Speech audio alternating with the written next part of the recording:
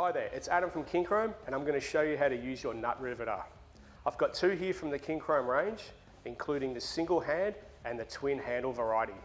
Nut riveters are incredibly useful in that they allow you to create a captive nut out of a drilled hole where the material might be too thin to be tapped or threaded, or access to the rear of the workpiece is just not possible.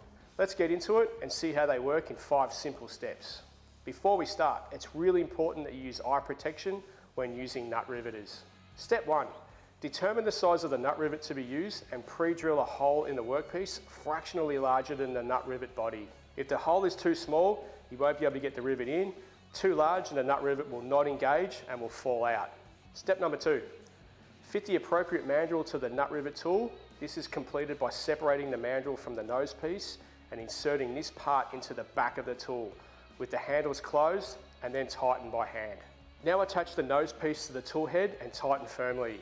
This may require depth adjustment with the nose piece and the limit stop.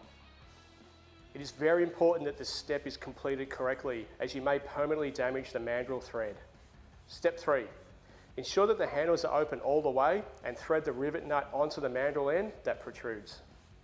Step 4. Insert the rivet nut into the drilled hole and squeeze the tool handles together until it reaches a stop. This may require 2 or 3 squeezes, and the handles do not have to fully close. Unlike a normal rivet, a rivet nut will not snap off. Instead, it creates a bulge in the back of the nut that pushes against the back of the workpiece, creating a clamping force to grip. Applying too much force may ruin the thread of the rivet nut and the tool mandrel. Step 5. The rivet nut is removed from the tool by unscrewing the mandrel knob counterclockwise. This will leave you with a secure captive thread so that you can fasten a bolt. An important tip: if the nose piece is not correctly fitted to the mandrel with the depth setting, you can cause damage to the mandrel. This is a common misuse of the nut riveter and is not a fault of the tool. It would definitely pay to practice on some scrap material to get the depth setting correct before using it on your workpiece. So there you have it, the nut riveter. It's a tool that will become a favourite once you master it. For a full list of available rivet nut sizes and technical information, please refer to the Kincrome website.